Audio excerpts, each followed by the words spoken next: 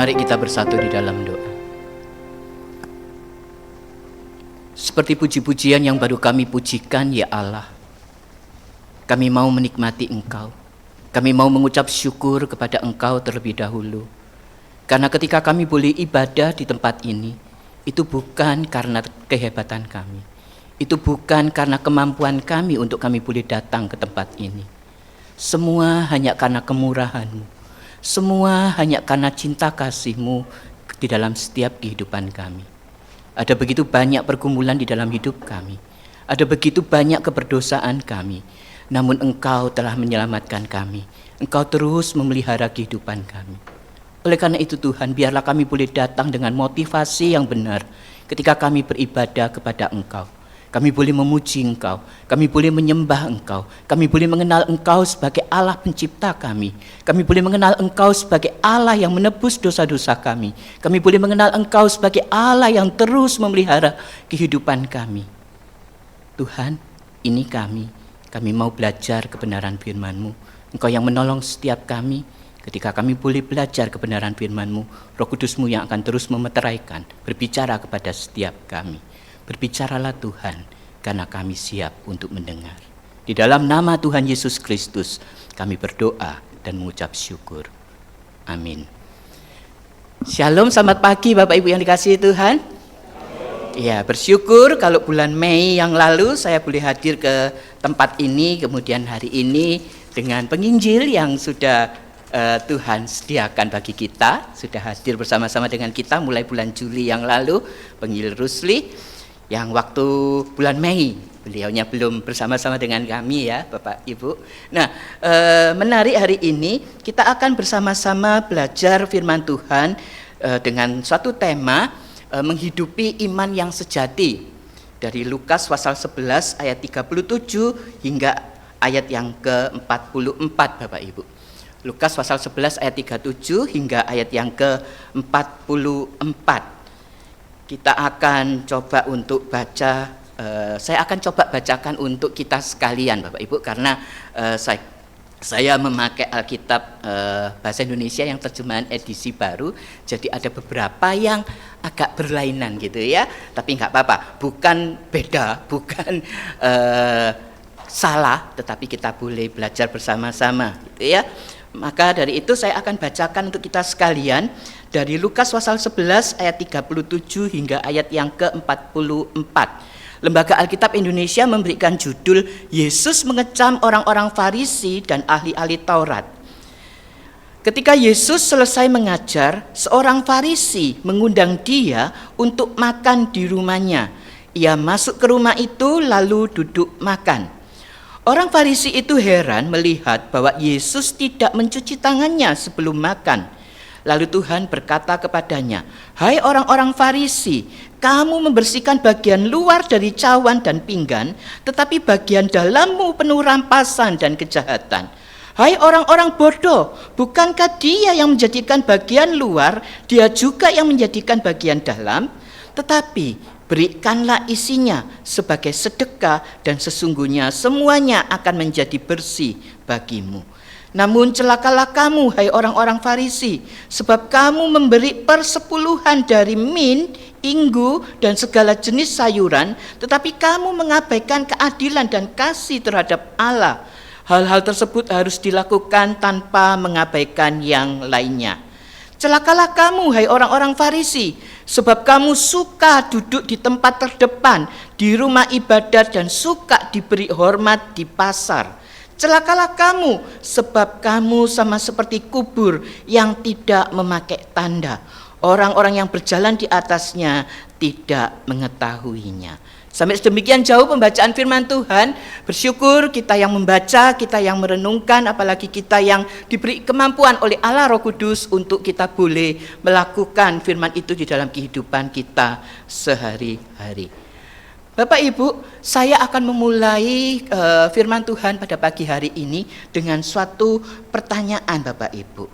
Ketika Bapak Ibu datang ke gereja, ketika Bapak Ibu saat ini boleh bersama-sama hadir di gereja ini, apakah Bapak Ibu benar-benar merasakan bahwa ya, aku ini akan beribadah kepada Tuhan. Aku akan benar-benar menikmati kehadiran Tuhan. Aku akan benar-benar menyembah dan aku akan benar-benar menemukan Tuhan, merasakan kehadiran Tuhan di dalam ibadah kita. Atau Bapak Ibu, ketika kita datang ke tempat ini, kita ini mempunyai motivasi yang keliru di dalam kita ibadah. Atau bahkan pernahkah Bapak Ibu, ketika Bapak Ibu itu tidak datang ke gereja? Ya, tidak datang ke gereja. Terus perasaan Bapak Ibu bagaimana? Ada perasaan bersalah? Perasaan bersalahnya itu bagaimana Bapak Ibu? Perasaan bersalah itu, oh ya, karena nanti aku kalau tidak ke gereja, aku akan dicari nih oleh penginjil yang baru gitu ya, yang bergabung. Nanti aku akan dicari oleh Pak Rusli. Atau karena perasaan bersalah itu karena ya, aku tidak datang, harusnya kan hari Sabat nih, aku harus berkumpul dengan orang-orang percaya untuk beribadah. Kemudian aku tidak datang, aku tidak beribadah, berarti aku mengalami nanti aku akan kehilangan berkat dari Tuhan. Jadi datang ke gereja, datang untuk beribadah itu hanya karena berkatnya. Wah, nanti kalau begitu ketika aku tidak datang ke gereja, berkat Tuhan itu akan hilang. Apakah itu Bapak Ibu? Atau kalian Bapak Ibu merasa takut gitu ya, saudara sekalian mungkin merasa takut tidak datang ke gereja itu nanti wah, aku akan mengalami sepanjang minggu ini, aku akan mengalami hal yang tidak baik. Mungkin usaha pekerjaanku akan menurun, mungkin nanti menantuku itu yang biasanya cerewet kepada aku nanti lebih parah lagi, anak-anak mungkin akan lebih bandel lagi, cucu-cucu mungkin tidak akan percaya lagi dengan saya. Apakah itu Bapak Ibu? Apakah Bapak Ibu itu pernah merasakan bahwa ketika tidak melakukan ibadah pada hari Sabat seperti ini, kemudian merasa bersalahnya itu karena, yaitu tadi, memikirkan bahwa datang kepada Tuhan beribadah itu untuk memperoleh berkat. Datang kepada Tuhan itu supaya tidak mengalami kecelakaan, supaya tidak mendapatkan hukuman dari Tuhan. Kalau hanya sebatas demikian Bapak Ibu, kita tentu pasti masih ada di dalam, terperangkap di dalam kegelapan, sehingga kita tidak dapat menghidupi iman yang sejati itu Bapak Ibu. Kita masih terperangkap di dalam suatu kegelapan, pengenalan akan kita dengan Yesus, anugerah keselamatan Yesus yang telah mati di atas kayu salib itu tidak ada di dalam kehidupan kita. Sehingga ketika mungkin di dalam minggu yang pertama, waktu Pak Rusli menjelaskan tentang bagaimana terang itu dan mata itu sebagai pelita tubuh, itu tidak akan terus dapat kita nyatakan di dalam kehidupan kita sehari-hari. Bagaimana mungkin tentang hari Sabat saja kemudian Bapak Ibu merasakan demikian? Tidak merasakan bahwa aku ini benar-benar ingin melekat dengan Tuhan. Aku ini benar-benar tidak harus datang kepada Tuhan. Ketika kita menyadari bahwa segala sesuatunya adalah dari Tuhan, maka kita mau datang kepada Tuhan. Kita tidak terperangkap di dalam kegelapan itu Bapak Ibu. Nah Bapak Ibu, menarik sekali di dalam lanjutan perikop yang dieksposisi oleh penginjil Rusli pada waktu minggu yang pertama itu, maka perikop hari ini itu kita berbicara tentang di ayat yang ke-37.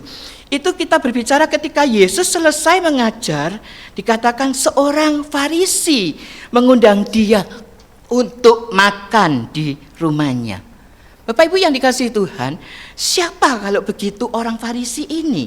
Siapa kalau begitu orang Farisi yang mengundang Yesus ini kemudian dia sendiri kan termasuk di dalam kelompok orang-orang Farisi ini. Nah, untuk memahami Lukas pasal 11 ayat 37 hingga ayat 44 ini, maka kita harus mengerti terlebih dahulu siapa kalau begitu orang Farisi tersebut. Siapa orang Farisi itu? Nah Bapak Ibu yang dikasihi Tuhan, orang Farisi adalah sekelompok orang yang menjalankan aturan agama yang begitu ketatnya.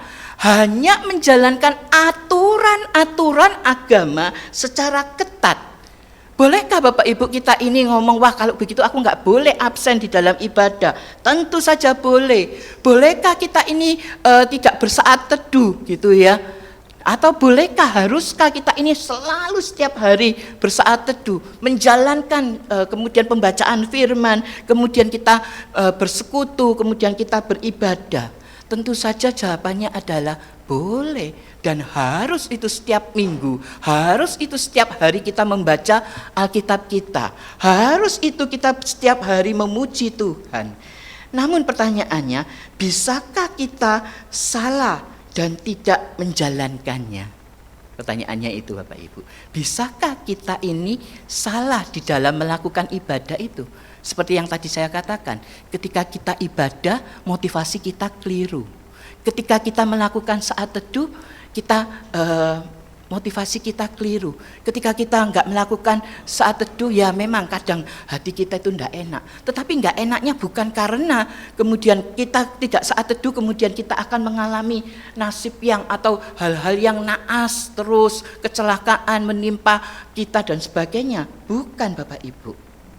Dan di sini kita tahu bersama, orang-orang Farisi itu benar-benar secara ketat menerapkan aturan-aturan agama tersebut. Apalagi Bapak Ibu, ada begitu banyak aturan yang dibuat oleh ahli-ahli Taurat. Kita tahu bersama ya Bapak Ibu, dari 10 hukum Taurat itu kemudian oleh ahli-ahli Taurat dibuat lagi gitu ya, dijabarkan. Kalau mungkin kalau Bapak Ibu sepantaran dengan saya, Pancasila kan 5 sila gitu ya. Kemudian kan ada dijabarkan butir-butir Pancasila. Enggak tahu sekarang ini murid-murid masih banyak yang menghafal apa enggak. Waktu itu 36 butir Pancasila gitu ya. Kemudian berkembang dan sebagainya. Demikian juga 10 hukum Taurat itu yang saya ajarkan aja ke anak-anak sekolah dasar, ke anak-anak sekolah minggu, kadang mereka masih juga nggak hafal gitu ya. Ini dibuat 613 aturan Bapak Ibu, dengan 365 itu berkonotasi negatif. Jangan melakukan inilah, jangan melakukan itu, 365. Kalau kita ngomong 365, ingat jumlah hari di dalam setahun ya. Kalau kita 1 hari tidak melakukan itu, waduh sudah gagal total begitu ya Bapak Ibu. Kemudian ditambah lagi dengan 248 itu konotasi yang positif. Jadi total 613 gitu ya. Jadi rasanya sangat enggak mungkin itu kita lakukan. Sangat tidak mungkin kita ini bisa terus menerus berada di dalam posisi jalur yang kita bisa melakukan dengan baik semuanya itu. Nah Bapak Ibu, bersyukurnya ketika Yesus datang, Yesus itu hanya menjadikan 10 hukum itu menjadi 2 gitu ya. Hukum kasih itu yang kita kenal, kasih kepada Tuhan dan kasih kepada sesama Bapak Ibu. Nah Bapak Ibu, ada kesan yang kurang baik orang-orang Farisi ini dan ahli-ahli Taurat. Mengapa Bapak Ibu? Karena Yesus sendiri sering mengecam mereka sebagai orang-orang yang munafik. Orang-orang yang sering kali hanya mengandalkan aturan, yang mengedepankan aturan-aturan agama secara ritual, harus dilakukan, harus dilaksanakan, kemudian membebani orang-orang pada saat itu. Sementara itu dia sendiri merasakan bahwa dia merasa yang paling baik, yang paling mengerti di dalam segala hal. Oleh karena itu Yesus sangat mengecam sekali orang-orang Farisi dan ahli-ahli Taurat. Bahkan Yesus mengatakan mereka itu munafik. Mungkin kita jarang ya mengatakan munafik gitu ya. Apa sih munafik itu? Menarik Bapak Ibu. Kata Yunani untuk munafik itu bermain drama gitu ya, berarti bermain drama. Dan merujuk pada aktor di dalam sebuah drama yang berbicara dari balik topeng yang besar. Mengambil peran di dalam sebuah drama, berpura-pura menjadi orang lain. Oleh karena itu kalau kita melihat piala Oscar lah, atau dulu ada festival film Indonesia, seringkali kita best actor gitu ya, memerankan tokoh yang baik, yang bukan memerankan dirinya sendiri. Kita ingat kalau artis Indonesia mungkin seantaran dengan saya, Christine Hakim itu bisa memerankan jadi Cut Nyak Dien yang begitu, wah rasanya heboh pada saat itu. Kok bisa ya dia menjadi orang Aceh kayak begitu, kemudian dengan paras wajah yang begitu yang sangat menjiwai dan sebagainya. Bapak Ibu, kalau kita ini dikatakan bermain drama, kalau drama Natal oke, itu ya, kemudian bermain peran oke. Tetapi bagaimana di dalam kehidupan kita sehari-hari? Bagaimana ketika kita ini mengatakan mau menghidupi iman yang sejati, iman yang karena anugerah dari Yesus Kristus itu yang telah menyelamatkan kita, yang telah memberikan iman kepada kita untuk kita boleh percaya, untuk kita boleh datang kepada Tuhan, kemudian kita abaikan. Kemudian kita hanya mementingkan aturan-aturan, kita hanya mementingkan hal-hal yang bersifat duniawi di dalam kehidupan kita ketika kita beribadah, ketika kita benar-benar menghidupi iman itu di dalam kehidupan kita, Bapak Ibu. Seringkali Senin sampai Jumat kita tidak menghidupi iman yang sejati itu, iman yang diberikan oleh Yesus Kristus itu. Bukan karena kehebatan kita, oh aku bisa percaya Kristus. Bukan, tetapi karena Yesus sendiri yang memberikan iman kepada kita, sehingga kita mampu mengenal Yesus, kita percaya kepada Yesus. Jangan-jangan kita pun sama seperti orang-orang Farisi ini. Senin sampai Jumat kita kembali ke dunia asal kita. Ketika kita di tempat kita bekerja, ketika kita ada di rumah, ketika kita ada di tempat perkuliahan, di sekolah, di tempat kita bekerja pun, bagaimana kehidupan kita? Apakah kita membawa topeng-topeng besar itu? Ya, kita kembali kepada dunia, kemudian Minggu bawa topengnya. Topeng apa? Topeng Kristen itu. Pakai kemudian datang ke sini.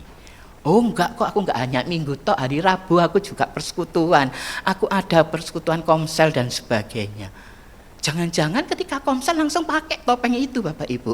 Sehingga orang akan melihat kita sama seperti orang Farisi itu, yang hanya menekankan hal-hal yang bersifat duniawi. Ada beberapa kemunafikan orang Farisi, Bapak Ibu. Yang pertama, di dalam hal berdoa gitu ya. Mereka itu seringkali berdoa di tengah-tengah jalan, dan mereka orang Yahudi punya waktu-waktu tersendiri, sama seperti dengan sepupu kita gitu ya, punya waktu 5 waktu itu ya, untuk mereka boleh melakukan sholat 5 waktu. Tetapi Bapak Ibu, orang-orang Yahudi juga demikian gitu ya, dan mereka ini sengaja ketika waktu-waktu doa itu mereka berdoa di tengah jalan. Tadi saya datang lebih awal Bapak Ibu, kemudian disambut dengan Pak Johan. Wow, dari bulan Mei yang saya itu belum menanti-nantikan lift gitu ya, ternyata liftnya sudah jadi. Bersyukur Bapak Ibu. Kemudian jalan lagi ditunjukkan sampai lantai 3, sekolah minggu mulai hidup lagi, jemaat sudah mulai banyak, dari Pregolan juga ada yang kesini dan sebagainya.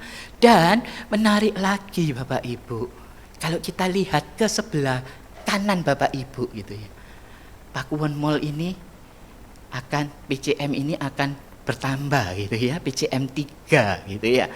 Dan kalau saya boleh ngomong Bapak Ibu, ketika mungkin kalau orang-orang Farisi itu ada di dalam kehidupan kita sekarang ini ya, ketika ada jamnya doa gitu ya, wah berbondong-bondong aja kalau begitu kita lari, kemudian di pasar, di mall itu kita berdoa. Saya tidak lagi berbicara orang yang beribadah di mall, saya tidak menyalahkan orang yang beribadah di mall, tetapi bagaimana kita ini loh sekarang yang beribadah di sini, kemudian wah kalau begitu jamnya ibadah gitu, kemudian kita berdoanya kalau begitu di ujung-ujung jalan aja, di mall-mall di ujung jalan itu.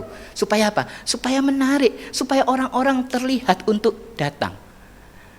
Nah Bapak Ibu, kalau hanya untuk itu saja, itulah yang dinamakan dengan kemunafikan. Kemudian tentang bersedekah, orang Farisi juga begitu Bapak Ibu, dia membunyikan kentongan gitu ya, membunyikan kentongan supaya apa? Orang-orang itu boleh berkumpul semua, kemudian dia baru membagikan sedekah itu. Supaya apa? Supaya dapat dilihat oleh orang banyak. Bukankah itu juga yang seringkali kita alami, Bapak Ibu? Ketika kita ngadakan aksi sosial, kita ngundang wartawan supaya diliput gitu ya. Kemudian kita bayar wartawan itu untuk meliput kegiatan aksi sosial kita dan sebagainya. Pertanyaannya Bapak Ibu, saya kasih contoh ini ya. Kalau misalkan kita ngadakan aksi sosial, kemudian ada dana nih 1M. Kalau 1 miliar itu berarti 1.000 juta gitu ya. 1.000 juta berarti nolnya 9, 1M kan nolnya 9 gitu ya. Terus membunyikan kentongan gitu, menyebarkan brosur, kemudian membagi-bagikan brosur untuk orang-orang itu datang kepada kita, untuk kita bagikan uang itu sebanyak 1M itu. Rasanya sangat banyak ya, kita pun butuh gitu ya untuk renovasi lagi, nanti ada persembahan gitu ya. Kita butuh untuk membangun ini, kemudian kita sia-siakan untuk 1M itu kita bagikan gitu ya. Wah, kok rasanya besar sekali. Tetapi yang datang itu kemudian 10.000 orang, Bapak Ibu. 1M dibagikan ke 10.000 orang, massa yang begitu banyak datang bergerombol. Kemudian untuk mencari yang 1M itu. Kalau untuk 1 orang besar, tapi coba main kita coba untuk berhitung gitu ya. 1M nolnya 9 dibagikan kepada 10.000 orang. 10.000 nolnya 4. Berarti kalau 9 nol dikurangi nolnya 4, berarti nolnya cuma tinggal 5. Berarti 1 orang itu cuma mendapatkan 100.000, Bapak Ibu.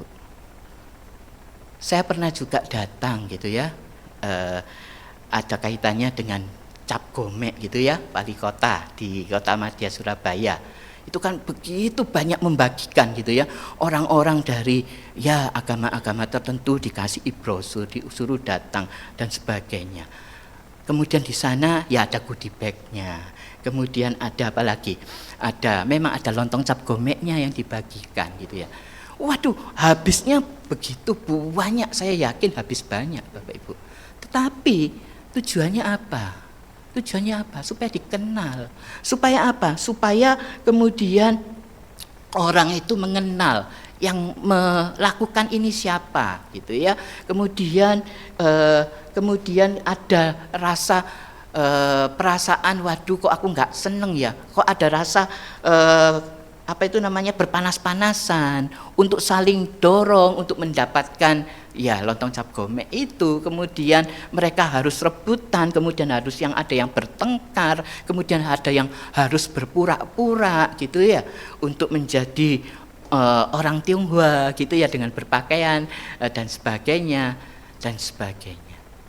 Bapak Ibu, inilah yang dilakukan oleh orang-orang Farisi. Demikian juga tentang hal berpuasa. Boleh apa enggak berpuasa? Ya, kita selalu mengadakan gitu ya, bahkan acara tahunan. Elion selalu mengadakan doa puasa. Tetapi bagaimana orang Farisi itu mengadakannya?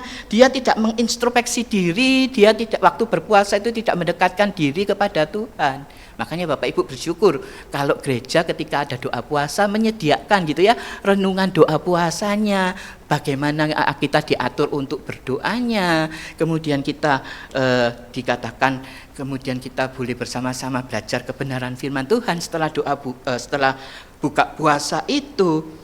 Tapi yang dilakukan oleh orang Farisi ini bagaimana Bapak Ibu? Mereka berpuasa dan ingin menunjukkan, mereka pasang wajah orang-orang yang lapar gitu ya, orang-orang yang menunjukkan bahwa ya aku ini berbeban berat, aku rasanya kesulitan gitu ya.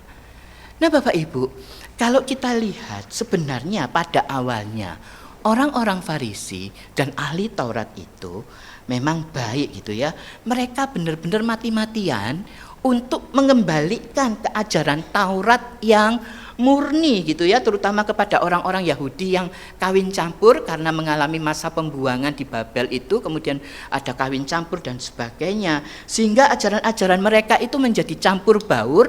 Dan orang-orang Farisi, orang-orang ahli Taurat ini yang pegang gitu ya, yang kemudian yang pegang kendali, yang pegang maksudnya, ayo kalau begitu kita harus kembalikan nih ke ajaran-ajaran Taurat yang murni.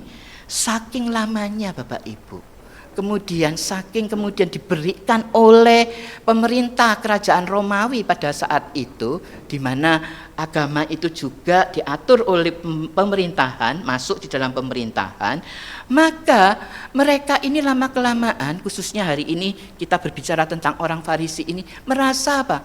Merasa sok sendiri, merasa aku ini loh yang paling bisa untuk melakukan, aku ini loh yang paling berkenan ketika aku beribadah kepada Tuhan, aku yang paling berkenan ketika aku berdoa, aku yang paling berkenan ketika aku memberikan persembahan, aku yang paling berkenan ketika aku sedang berpuasa, Bapak Ibu. Nah, Bapak Ibu, ketika kita melihat hal itu semua, maka ketika kita melihat bahwa orang-orang Farisi ini merasakan gitu ya, bahwa dia adalah yang paling baik, mari kita lihat, kita kembali kepada teks hari ini berbicara tentang apa, Bapak Ibu. Ketika Yesus itu selesai mengajar, ayat 37 dikatakan di sana, seorang Farisi mengundang dia untuk makan di rumahnya. Kemudian ia, yaitu Yesus, itu masuk ke rumah itu lalu duduk makan. Dan ayat 38, orang Farisi itu heran melihat bahwa Yesus tidak mencuci tangannya sebelum makan. Apakah salah, Bapak Ibu? Apakah salah? Ya salah kalau itu dalam keadaan COVID gitu ya. Kita harus terus cuci tangan gitu ya, bawa disinfektan gitu ya. Pak Edi Chandra, nah, ada disinfektan dan sebagainya gitu ya. Harus melakukan itu, salah. Kalau itu pada waktu COVID, dan saya yakin pada waktu itu belum ada COVID gitu ya. Jadi so-so saja gitu. Yesus tidak harus mencuci tangan. Bahkan ada tafsiran yang mengatakan Yesus itu cuci tangan, tapi nggak mengikuti segala aturan yang ada pada waktu itu untuk mencuci tangan dengan baik dan benar gitu ya. Nah, Bapak Ibu, menurut aturan adat orang Yahudi. Jadi segala kegiatan tentang mencuci tangan itu adalah tentang adat, tentang kebiasaan, Bapak Ibu. Dan bagaimana pada waktu itu Yesus dan orang-orang Farisi ini adalah mereka bertengkar tentang suatu hal yang bersifat agama, yang seharusnya yang benar-benar bersifat tentang apa yang diinginkan oleh Tuhan, bukan hanya kebiasaan atau adat. Contohnya adalah tentang hari Sabat itu, Bapak Ibu. Nah, ketika ngomong tentang hari Sabat, mereka benar-benar menekankan kalau pada waktu hari Sabat itu tidak boleh melakukan ini, tidak boleh melakukan itu, tidak boleh sampai jalannya saja dihitung dan sebagainya. Mari kita kembali mengingat gitu ya. Mengapa sih kok ada hari Sabat? Tujuannya apakah hanya untuk Tuhan? No. Tuhan itu dengan segala pengetahuannya, dengan segala kedaulatannya, di dalam penciptaan pun Tuhan itu memikirkan manusia. Mengapa sih kok penciptaan itu harus 6 hari lamanya? Karena apa? Tuhan mengingat gitu ya tentang ciptaannya. Bagaimana manusia itu telah bekerja setelah 6 hari, maka perlu istirahat, perlu adanya untuk menikmati Tuhan, untuk menikmati Tuhan, untuk benar-benar memuji Tuhan, datang menyembah Tuhan, sadar akan dirinya sebagai pencipta.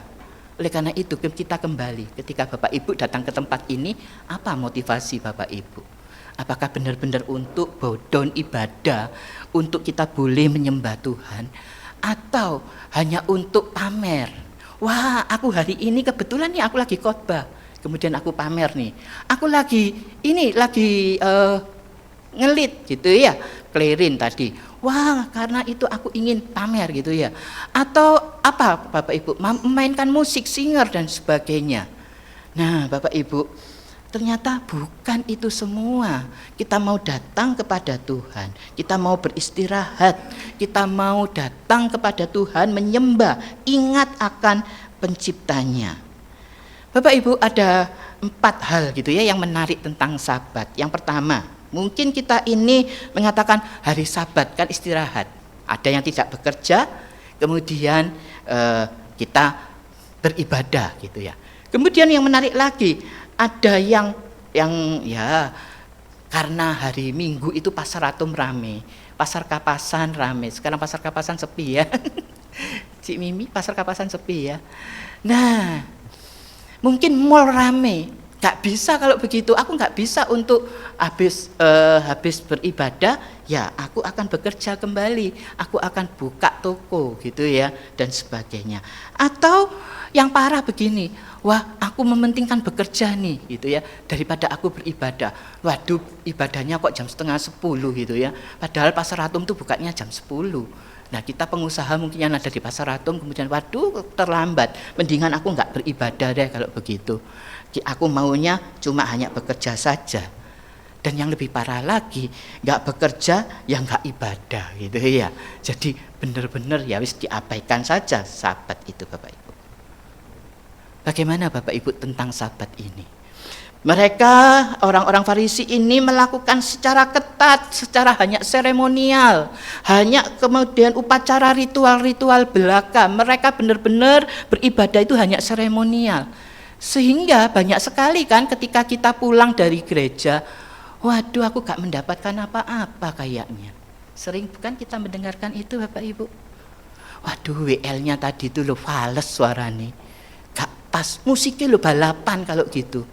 Multimedianya apa gak terang sama sekali. Bagaimana Bapak Ibu? Orang-orang Farisi, bukankah kita ini hampir sama dengan mereka yang hanya benar-benar itu wah untuk aku nih ibadah ini. Padahal ibadah yang semula dikhususkan memang Tuhan memberikan hari Sabat itu pada manusia untuk boleh mengerti, menikmati akan penciptanya Bapak Ibu. Dan inilah yang dilakukan oleh orang-orang Farisi itu. Mereka ini hanya kemudian agama itu hanya dilakukan secara seremonial, ibadah itu hanya dilakukan secara upacara ritual. Bahkan mereka itu lebih condong mengutamakan hal-hal yang kecil. Hal-hal yang tidak cuci tangan itu dikatakan sama besar dosanya dengan berzina Bapak Ibu. Sama besar halnya ketika melakukan perzinahan, ketika wah gak boleh kalau begitu hanya langsung datang langsung makan gitu ya. Sayangnya hanya ada pada waktu pembersihan tangan, tetapi tidak pada waktu pembersihan hati. Sunat hati yang perlu kita lakukan. Bagaimana ketika kita belajar firman Tuhan dari ayat 37 sampai ayat yang ke-38 ini, kita boleh mengerti Bapak Ibu. Yang diperlukan adalah mengenal sunat hati itu, bersih hatinya itu. Nanti kita akan lihat gitu ya secara lebih jelas lagi.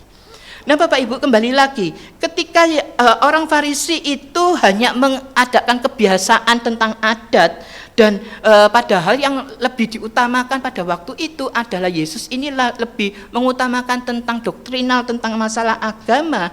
Kita harus bisa membedakan Bapak Ibu, yang mana yang prinsip, yang mana yang tidak prinsip. Yang mana yang menjadi soal-soal hal yang prinsip di dalam ibadah kita, di dalam kehidupan iman kita untuk menghidupi Injil itu di dalam iman yang sejati, dan hal mana yang tidak prinsip Bapak Ibu. Ada banyak masalah-masalah kecil yang akhirnya timbul menjadi masalah besar. Sehingga sangat klasik kalau ada ilustrasi yang mengatakan gitu ya, gara-gara tentang pemakaian odol untuk pencet odol, itu kan orang bisa bertengkar. Saya kira Bapak Ibu Saudara sekalian sering mendengar itu ya. Untuk pencet odolnya itu dari bawah atau dari atas atau langsung dari tengah-tengah. Kalau dulu apalagi kan lebih sulit gitu ya. Dulu itu bentuk pasta gigi itu kan dari seng gitu ya, dari ya seng. Kalau sekarang ini kan masih dari plastik, pencetnya lebih gampang gitu ya. Gara-gara itu kan orang bisa bertengkar, apalagi yang baru menikah gitu ya, nggak tahu kebiasaan suaminya bagaimana. Gara-gara suami meletakkan handuk tidak langsung dijemur di jemuran habis mandi, kemudian handuk itu langsung ditaruh di tempat tidur. Ayo kebiasaan siapa yang suaminya begitu? Atau kita sendiri para pria yang begitu, langsung meletakkan handuk itu di tempat tidur, kemudian bentrok kemudian bertengkar, hanya masalah-masalah kecil itu. Bapak Ibu, sadarkah kalau di Jawa Timur ini ternyata angka perceraian lagi naik loh.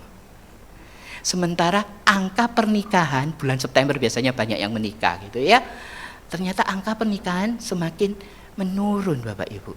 Orang cenderung mementingkan diri sendiri daripada repot banyak pertengkaran gitu ya. Kemudian cerai, kemudian nggak menikah dan sebagainya hanya karena alasan sepele Bapak Ibu.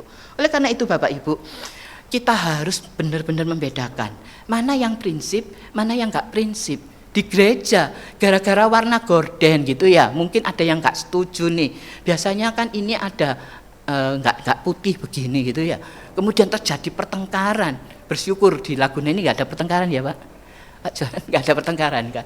Gara-gara nanti wah dirubah nih pintunya dari tengah dipindah ke belakang, kemudian bertengkar. Gara-gara tempat duduk. Ada yang duduk di depan, wah itu tempatku biasanya, sekarang kok ternyata sudah diduduki gitu ya, bertengkar dan sebagainya. Demikian juga dengan pelayanan, ketika kita mungkin disalah mengerti oleh orang, kadang kita ngomongnya, waduh wis aku gak gereja-gerejaan, aku gak mau kalau begitu pergi ke gereja. Nah Bapak Ibu, oleh karena itu Yesus akhirnya menegur orang Farisi itu. Ada 4 teguran Yesus kepada mereka. Yang pertama Bapak Ibu, Yesus menegur di ayat 39 sampai 41 itu, Yesus menegur bahwa engkau orang Farisi ini hanya membersihkan bagian luar saja. Dan kalau cawan dan pinggan itu dibersihkan hanya pinggirannya saja. Di dalamnya itu penuh rampasan dan kejahatan. Dan di sana dikatakan bahwa di luarnya itu mulus orang Farisi itu. Tetapi di dalamnya ini banyak kejahatan. Jangan-jangan kita seperti itu Bapak Ibu. Waduh kelihatannya bagus gitu ya, beribadah di sini dan sebagainya.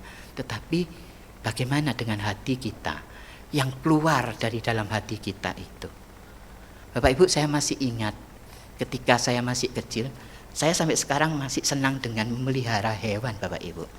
Anak-anak di sekolah itu kalau saya ceritai saya memelihara hewan yang bermacam-macam, mereka ngomong, Mister, kayaknya rumahnya Mister kayak kebun binatang deh. Karena apa Bapak Ibu? Saya memelihara gecko, kemudian memelihara kura-kura, memelihara sugar glider. Dan gecko saya ada berapa? Ada 20, dulu 68. Kemudian kura-kura saya dulu 20, sekarang tinggal berapa? Belasan lah. Sugar glider saya, orang-orang biasanya 2, 3. Saya sudah ada 12. Karena cepat sekali mereka beranak. Dan ketika ada yang meminta, saya ini biasanya, aduh kok emang gitu ya, karena peliharaan saya sendiri dari kecil gitu dan sebagainya. Udah jangan diingat yang itunya Bapak Ibu. Tetapi saya ingat pada waktu masa kecil saya pun, saya memelihara hewan, itu ayam. Anak-anak di sekolah Pelita Jaya pun juga gitu ya, ada yang banyak memelihara, kemudian senang cerita dengan saya, oh iya Mister punya saya juga ini juga netes gitu ya, ayamnya dan sebagainya, hamsternya juga gitu ya, melahirkan dan sebagainya. Nah ketika menetas itulah biasanya si induk ayam yang mengerami, kemudian lihat anaknya masih kecil-kecil itu, dan pasti akan lebih liar, lebih buas gitu ya. Dasar saya masih anak-anak gitu ya. Kemudian saya langsung pegang aja si anak ayamnya dari induknya itu. Langsung saya dipatok Bapak Ibu. Dipatok di ujung jari ibu jari saya yang sebelah kiri ini. Setelah dipatok ya sudah nggak apa-apa ya, cuma ya lupas gitu sedikit. Nah tapi karena mungkin tidak cuci tangan setelah itu, atau kemudian saya pakai yang lainnya, atau saya nyucinya, saya masih ingat nyuci dengan sabun waktu itu, nggak ada sabun cair, masih sabun batang. Waktu itu saya gini kan, mungkin ada yang tersisa nempel dan sebagainya, kemungkinan itu kan ada Bapak Ibu. Sehingga setelah 1 bulan, 1 minggu, tiba-tiba saya merasa panas gitu ya, kemudian ini bengkak gitu ya. Akhirnya menjadi borok yang begitu, yang saya biarkan, saya nggak berani ngomong dengan orang tua gitu ya, cuma meriang begitu saja. Akhirnya tumbuh besar gitu boroknya di sini. Dan orang tua, anaknya kan banyak, saya anak yang ke-9 Bapak Ibu, yang paling kecil gitu ya. Akhirnya melihat, tapi sudah apa? Sudah besar sekali boroknya. Kemudian apa Bapak Ibu? Langsung, kalau ini kan gatel gitu ya, namanya anak-anak, langsung saya ambil, klak gitu ya, nangis. Kemudian kan keluar darah, nananya banyak gitu ya, dan sebagainya. Kemudian borok lagi, tambah lama tambah besar, dan tambah lama tambah besar. Demikian juga di dalam kehidupan kita. Bagaimana Bapak Ibu? Ketika kita ini membiarkan hal-hal yang seharusnya itu perlu untuk dekat dengan Tuhan, perlu untuk segera diobati, perlu untuk segera kita ini berbenah diri, dibersihkan, bukan hanya bagian luarnya saja, tetapi ketika saya ke dokter dibuka, kemudian dibersihkan di dalamnya, nananya dibersihkan. Waduh, saya nangis Bapak Ibu. Kemudian saking nggak kuatnya, kemudian disuntik terlebih dahulu supaya apa? Nggak terlalu sakit. Kemudian dibersihkan, ada nana, ada ya. Gak tahulah apalagi itu ya, yang katanya orang sih malah mungkin belatung juga kecil-kecil gitu ya, yang tipis sekali itu di dalamnya. Demikian juga di dalam kehidupan kita Bapak Ibu. Bagaimanakah hati kita ketika kita boleh beribadah, ketika kita sebagai orang Kristen yang bukan karena kehebatan kita bisa untuk sampai saat ini datang kepada Tuhan. Untuk kita boleh terus senantiasa menyediakan hati kita, untuk kita boleh terus menyerahkan kehidupan kita kepada Tuhan. Karena apa Bapak Ibu? Seringkali kita ketika melihat gitu ya, orang yang ganteng, orang yang cantik, orang yang ganteng seperti saya lah gitu ya, seperti Pak Rusli gitu ya.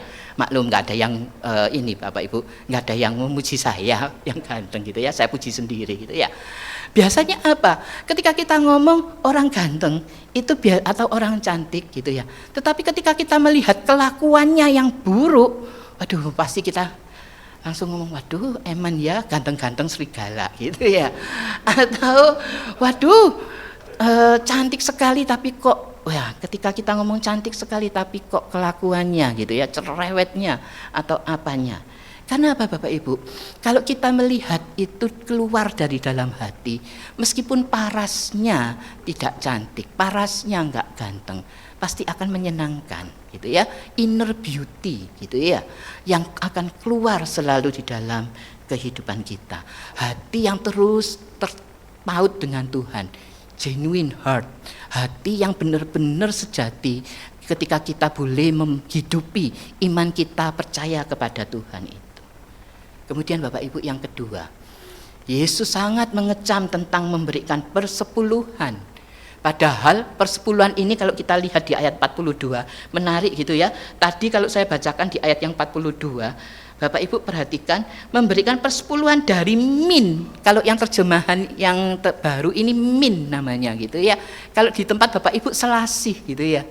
Jadi Bapak Ibu, orang-orang Farisi pada waktu itu sangat-sangat benar-benar mementingkan untuk memberikan persepuluhan itu.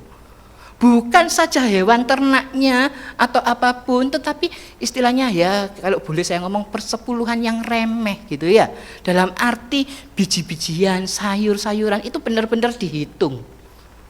Menghitung sayuran, menghitung biji-bijian untuk benar-benar dipersembahkan persepuluhan. Apakah itu yang dimaksudkan dengan Tuhan untuk kita memberikan persepuluhan? Hitung-hitungan dengan Tuhan. Kemudian, waduh kalau begitu aku kan sudah memberikan perpuluhan nih. Berarti aku yang berkuasa, aku boleh mengatur gereja seenakku nih. Ada kan begitu banyak orang-orang yang merasa dirinya karena aku memberikan persembahan yang paling banyak, ini gerejaku kalau begitu. Tidak lagi ngomong itu gerejanya Tuhan. Bagaimana kita ini hanya sebagai jemaat. Tetapi ini gerejaku. Atau malah kurang ajarnya adalah ketika orang Farisi ini memberikan persepuluhannya, dia menganggap kalau bisa, ya aku tidak melakukan hal yang lain. Aku enggak mau kalau begitu untuk menolong orang lain Bapak Ibu.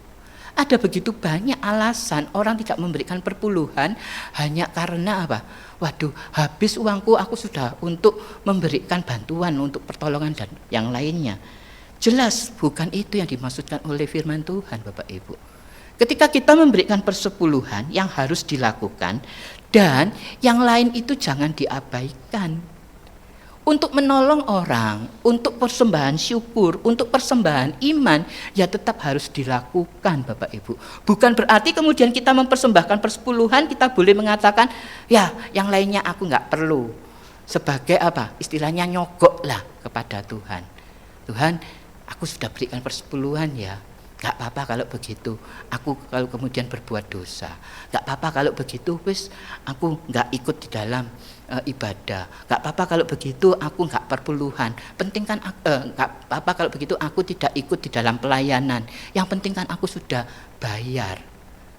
Ya memang Bapak Ibu, ketika kita mungkin gak ada tenaga gitu ya, kita berikan persembahan untuk supaya apa?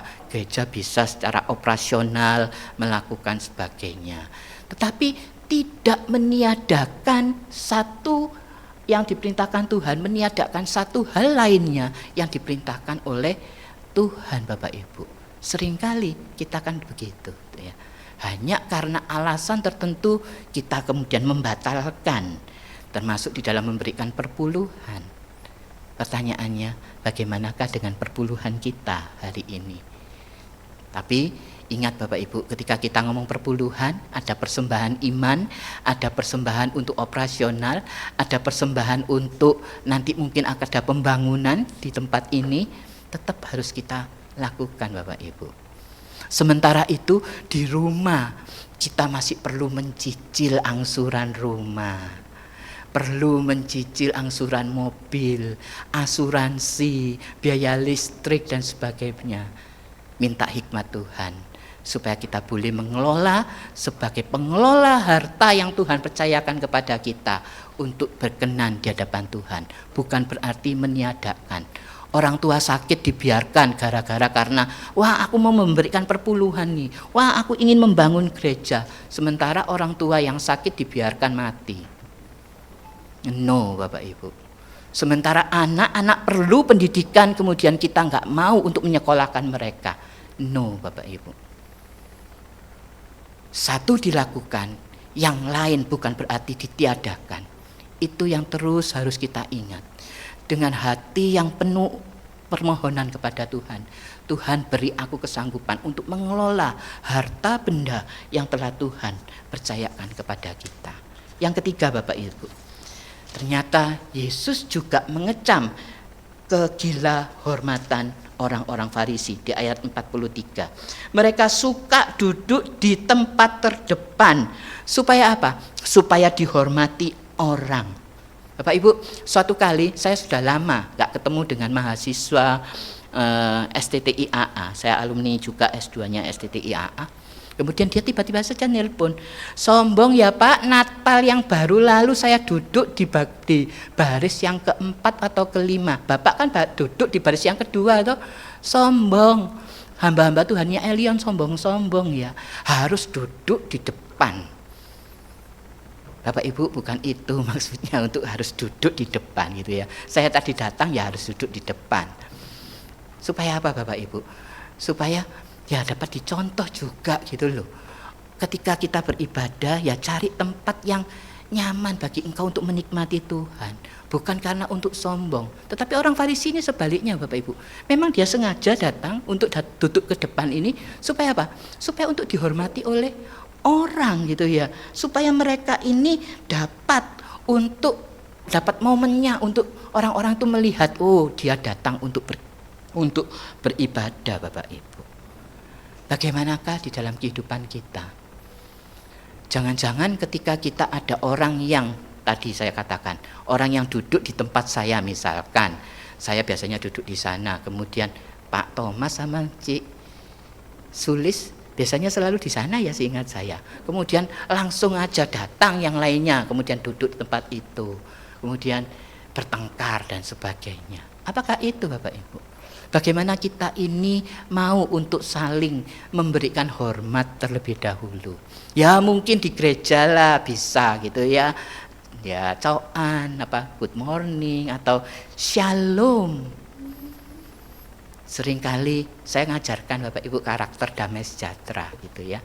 damai sejahtera, shalom itu untuk dengan sengaja untuk menyapa, ya. Anak-anak itu selain morning, ayo kalau begitu coba biasakan ucapkan shalom kepada ini. Untuk apa? Untuk memberikan salam damai itu kepada orang lain. Bagaimanakah di tempat pekerjaan kita, Bapak Ibu? Bagaimanakah di keluarga kita? Apakah kita juga terus mengajarkan itu kepada anak-anak, meneladankan itu kepada anak-anak? Karena apa? Seringkali saya lihat sekarang ini, orang tua datang, kemudian ada orang tua lagi yang lainnya datang, mereka ngobrol. Anak-anak itu kalau mau lewat di tengahnya tanpa permisi gitu ya, langsung aja nyelonong, atau tanpa permisi dan sebagainya, tanpa tacawufu gitu ya, istilahnya menyapa terlebih dahulu. Siapa nih yang lagi ngobrol, orang tuaku lagi ngobrol dengan siapa ini, harusnya menyapa dan sebagainya, menempatkan orang lain lebih hormat terlebih dahulu. Bagaimana dengan keadaan kita? Apakah dengan bawahan kita, dengan sopir, dengan driver, dengan neni, dengan pembantu, dengan suster yang merawat anak-anak kita atau cucu kita, apakah kita bisa saling memberikan hormat, tidak melihat dia sebagai bawahan kita, tetapi melihat sama-sama sebagai makhluk ciptaan Tuhan yang mulia, makhluk ciptaan Tuhan yang kadang bisa berdosa, tetapi kasih karunia Allah itu yang memampukan untuk tidak berdosa itu. Sama di hadapan Tuhan. Bagaimana Bapak Ibu?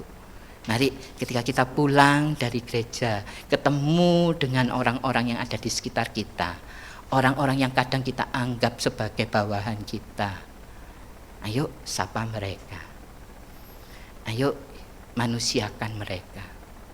Atau jangan gila hormat Bapak Ibu. Oh, orang harus menghormati aku nih sebagai pimpinan, sebagai anggota, misalkan anggota masyarakat yang lebih kaya mungkin dan sebagainya.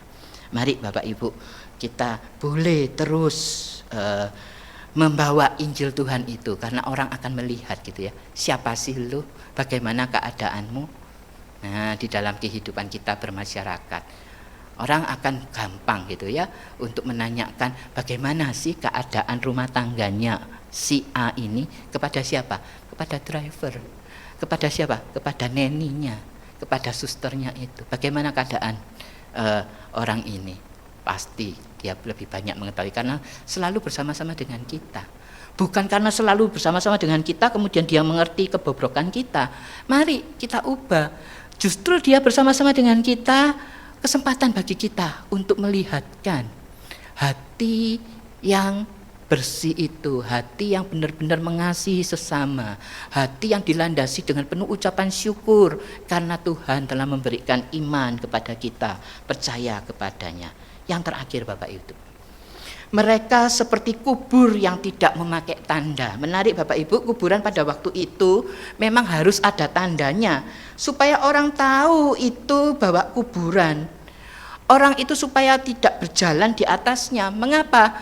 Karena kalau orang berjalan di atasnya, maka kita bisa dilihat di dalam Bilangan 19 ayat 16. Dikatakan maka dia akan mengalami najis atau haram selama 7 hari. Karena itu ada di zaman kuno pada waktu itu, di kebiasaan kuno dicatat gitu ya, bahwa mereka harus menandai bahwa itu adalah makam dengan apa? Dengan mengecat kapur gitu ya, warna putih, sehingga orang tahu wah ini kuburan, aku nggak boleh lewat di atasnya gitu, karena aku akan akan najis, aku akan menjadi tidak suci lagi selama 7 hari. Nah, tapi apa yang dikatakan oleh Tuhan yang di ayat 44, celakalah kamu, ayat 40, sebab kamu sama seperti kubur yang tidak memakai tanda. Sengaja gitu ya, sama seperti orang yang tidak memakai tanda pada kuburnya itu. Untuk apa? Supaya orang lain menjadi najis, supaya orang lain itu tidak suci, supaya menjerumuskan orang. Dengan kata lain adalah kita ini menjadi batu sandungan bagi bagi orang-orang di sekitar kita, sehingga orang menjadi berdosa karena kita, orang menjadi marah karena kita, orang menjadi tidak baik karena kita, orang tidak lagi percaya kepada Yesus Kristus karena kita. Bagaimana Bapak Ibu? Apakah hal ini juga menggelitik hati Bapak Ibu? Apakah teguran ini juga menggelitik kita? Bagaimana sikap kita selama ini ketika engkau marah, ketika Bapak Ibu marah, ketika Bapak Ibu lagi jenuh dengan penyakit, ketika Bapak Ibu mungkin lagi kesulitan di dalam keuangan? Apa yang Bapak Ibu lakukan? Ketika Bapak Ibu jengkel dengan anak-anak, bukankah sosmed yang Bapak Ibu langsung posting? Aku marah, aku enggak terima. Termasuk kadang guru-guru kami Bapak Ibu, termasuk kadang juga orang tua di dalam sekolah, itu kadang memposting begitu. Saya yang bagian ngerem ya. Ayo bijak Bapak Ibu, ayo kemudian jangan melakukan itu. Hal yang seperti itu pula, saya tidak tahu kebiasaan Bapak Ibu bagaimana, tetapi saya yakin pasti kadang itu ya, ada ketidakpuasan kemudian ditaruh di media sosial. Bapak Ibu, sekali itu ditampilkan di media sosial, ada begitu banyak orang-orang yang membaca.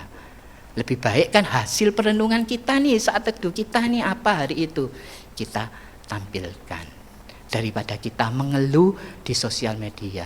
Ketika engkau marah, ketika engkau sakit hati, ketika engkau merasa ketidakadilan dan kasih dari seseorang, ayo ungkapkan itu kepada Tuhan. Datang duduk doa kepada Tuhan, sampaikan segala keluh kesahmu itu kepada Tuhan, bukan kepada media sosial yang akan menjadi batu sandungan, yang akan menjerumuskan orang-orang lain seperti orang-orang Farisi tersebut. Bapak Ibu, bagaimanakah di dalam kehidupan kita? Bagaimanakah iman Kristen dan komitmen kita? Apakah hanya ada di luarnya saja? Sementara ini hari Minggu, kemudian kita hanya di luarnya saja. Ya, aku menyatakan komitmenku, iman Kristenku harus menghidupi apa yang dari dalam hati, yang penuh dengan pengharapan kepada Yesus Kristus. Apakah kita mau datang kepada Tuhan dengan penuh kemunafikan? Ingat, Yesus mengatakan celakalah engkau gitu ya, yang sama seperti orang-orang Farisi, penuh dengan kemunafikan, hidup hanya di luarnya saja, bahkan menjadi batu sandungan bagi orang lain. Kiranya Tuhan menolong kita. Mari kita berdoa. Minta dengan kasih penginjil Rusli untuk menutup kita di dalam doa. Bapa di dalam surga, kami bersyukur Tuhan. Ya. Kalau kebenaran firman Tuhan sekali lagi boleh diberitakan bagi setiap kami. Ya. Dan biarlah Tuhan Kau memimpin kami supaya kami boleh menjadi anak-anak Tuhan yang sungguh-sungguh beriman kepada Tuhan, Ya. memiliki iman yang murni, yang Benar. lahir di dalam hati kami, yang Tuhan anugerahkan bagi kami, dan ini boleh terpancar keluar dalam seluruh kehidupan kami. Tolong. Sehingga kami bukan menjadi orang-orang yang munafik, tetapi kami ditemukan menjadi orang-orang yang murni, dan hidupnya boleh menjadi saksi memuliakan nama Tuhan. Amin. Terima kasih Tuhan. Kami tahu di tengah dunia ini ada banyak tantangan. Ya. Kami juga hidup di dalam segala kelemahan. Ya. Tapi kami bersyukur karena ada firman-Mu yang memimpin kami. Benar. Ada Roh Tuhan yang boleh memampukan kami untuk terus hidup menjadi anak-anak Tuhan, Ya. yang boleh memiliki iman yang sejati. Ya. Muliakan nama Tuhan. Berkatilah Abang-Mu, penginjil kuasa yang sudah boleh menyampaikan kebenaran firman. Ya. Pakai dia semakin besar dalam kerajaan Tuhan, Tolong. menjadi berkat bagi banyak orang. Dengarkanlah doa kami. Demi Kristus Yesus, Tuhan dan Juru Selamat kami yang hidup, kami berdoa dan mengucap syukur. Amin. Amin. Terima kasih, Tuhan Yesus memberkati.